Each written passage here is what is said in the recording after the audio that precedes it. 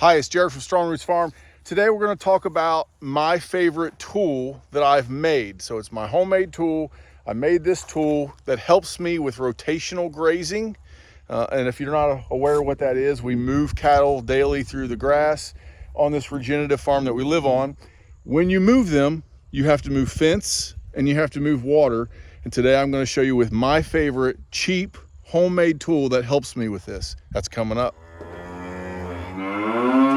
All right, well, before I show you this tool, this thing that I made, I'm gonna let you know I have about $80 into it. So I've spent 80 bucks and it's become my favorite tool. As we rotationally graze, we pick up the fence, we move it. And so you see a lot of guys doing this and they're using a gator and a side-by-side or whatever they're using, a tractor, four-wheeler, and they have lots of stakes. You have hose reels, perhaps a water tank, lots of water hose that always gets dangled up, and you're moving all this stuff every time. And so it's important to have processes and equipment that can help you be efficient and fast with this and keep organized. It's a pain in the butt to untangle, whether it be our poly braid wire, whether it be the water hoses, all those things. And so I just happen to have this piece of equipment and I modified it and made it into something that was really going to save us a bunch of time. So obviously we have our gator here. I didn't make this. And what we do is we pull our mobile hose reel. This was very simple. I found this old axle, and I think this is from some kind of an old hay wagon, but it also has like a gear cylinder in it. So it might've been for some kind of old car.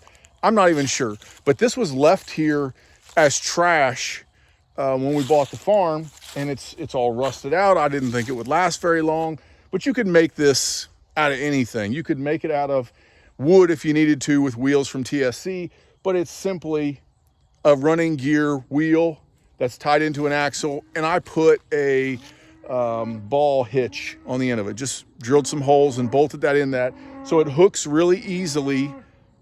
What is this cow mooing about? I don't understand. We just moved them, so apparently she just wants to ruin my video, but it just moved. This water hose reel moves really easy. So between the braces here, I had a 6x6.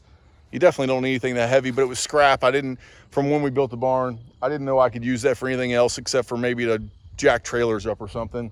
And then I had a scrap piece of 2x8 or 2x12. Actually, that's a 2x10.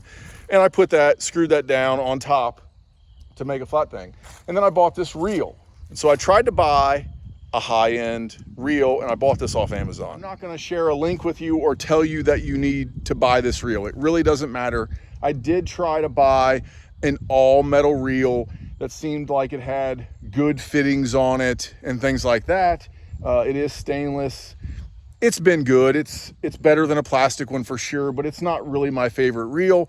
But I think I spent $40 or so on this, maybe 35 even. I didn't buy the $100, fire hose one. I didn't buy an expensive one, but I didn't buy the plastic cheapo, neighborhood on the side of your house reel either. So you buy a reel, you attach it to here, and then I put a different style water hose on it. This is not your standard 3/4 or 5/8 garden water hose.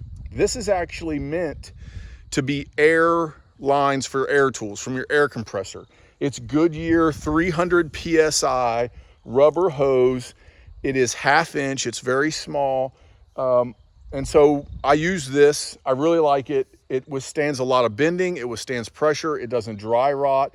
It is woven, so it has kind of a fiberglass or rope fiber into the rubber itself. So it's lasted and been drug over a lot of stuff, stepped on all kinds of things.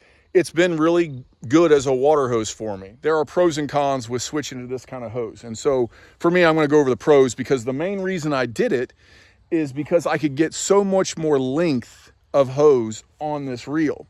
So this hose reel was made to hold 100 foot of garden hose, but I can get about 100, I think there's 160 feet of this airline hose on here because it's such smaller in diameter. The con to it is definitely the water pressure though, because it has such a smaller inner diameter, the water doesn't come flowing out at a high volume. It doesn't really affect me a whole lot because once I get water into my tanks, it continually fills all day long. It goes on and off with a valve. We have a 75, 150, and a 300-gallon Rubbermaid that we interchange, and I've got several of each actually. I prefer the smaller one because we waste less water, but once this thing gets half full, they can't drink it faster than the water is going on in. So it's going to remain full for the cattle. Our pressure is pretty decent out here. We do have 2-inch line buried in the ground. So from the hydrant, I have good pressure, but you get because of this smaller hose with that length of line on it, you do get a lower volume of water that comes out at a time. The other pain with this was that the fittings weren't really natural. You had to modify and find fittings. And so what I ended up doing was finding some barb fittings that I got to fit in here that had a threaded end on them, and then I put these quick connects on it. And so I'm not going to recommend these either to you.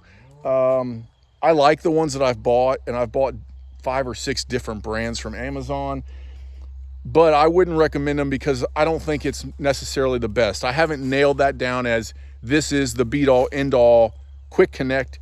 These are my favorites so far, but you know, there are probably better things out there. I'm spending probably $10 on a pack of 3 or 4 when I buy those from Amazon. Now the other end of hose came with the reel, so it has my garden hose typical, you know, screw-on nub that we hook right to our hydrants. And so basically, whether I'm using the Filmac pipe that we have throughout the farm or I'm using a hydrant that we have in some places, I pull this up to that area, and usually I don't let the cows get against this reel. So the reel is here and the cows are up that way, and I just roll the hose out and then pull the hose away from them.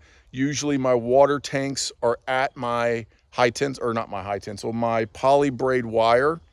And so they never really get against this. I try to keep them from stepping on this, but at times it has happened. They have been in an area where it was the only hydrant I had. And so you can rope off around it, but sometimes I've just let them get in here. And I have become to the practice that I want to rope this off just because they get manure on it or whatever. I try to keep it nice. The other thing I did to modify this reel was it came together. You screwed these screws in, and they were fine, and it's probably fine for a house setting or a garage setting, and that's what it's meant for. But as you bounce and beat and bang this thing around in a pasture, the screws are going to come out. So I learned the hard way and lost a screw and had to find a matching screw for it. And then I ended up taking the entire thing apart, taking every one of these screws out, and then putting Loctite on them and putting them all back in with Loctite. And I haven't had any problems since then. So I would probably recommend that. You obviously don't Loctite the reel, anything that spins, but all of these screws that hold the guards and all that stuff, I put Loctite and put it on pretty thick, let it dry, then put it in, and I haven't had anything vibrate out since then. But that was kind of really the only issue I've had with this thing, was I lost a screw from bouncing around. Now this isn't the be all end all. I mean, I still have other things to deal with. I've got a barrel with my stakes in them. I throw my reels in the back of the gator. There's still other things, but untangling hose and dragging hose around and dragging it through manure and all the other things, and then you slide your hand on the manure and then you got to wash your hand off. I got rid of all that with this. And so it's been a very useful tool. For 80 bucks, I found the airline at a very good price, free. And I put all that together, you know, so I've got 80, maybe a little more, maybe a little less. But for that price, this is a great tool. And you can really, you know, go hog wild with how you would build something to this. It doesn't have to be fancy.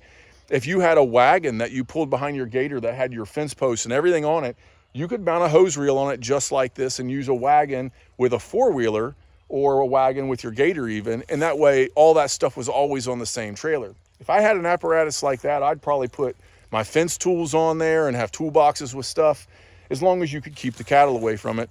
But for me and the price, this is a great thing. So I hope that helps you as far as, you know, think outside the box and make something that works good for you. Well, there you have it. As an engineer, I love finding junk and turning it into something useful.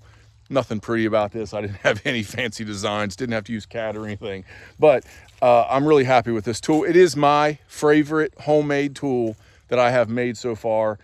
I've made some other stuff homemade but I feel like I'm not going to mention that they're my designs because I stole the design from somebody else and replicated it.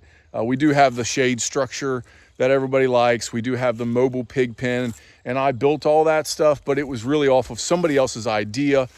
Whereas I've never seen one of these before. I feel like this was kind of my idea, and it was from such junk that I really repurposed it. I really feel good about, whatever that axle came off of. I really feel like I've used it to the end of its life. Thanks for watching. Please like and subscribe. That really does help our channel. Keep following along and let me know if there's anything else I can show you here on the farm. I do have some upcoming videos that I've been requested to make, and so I am working on those.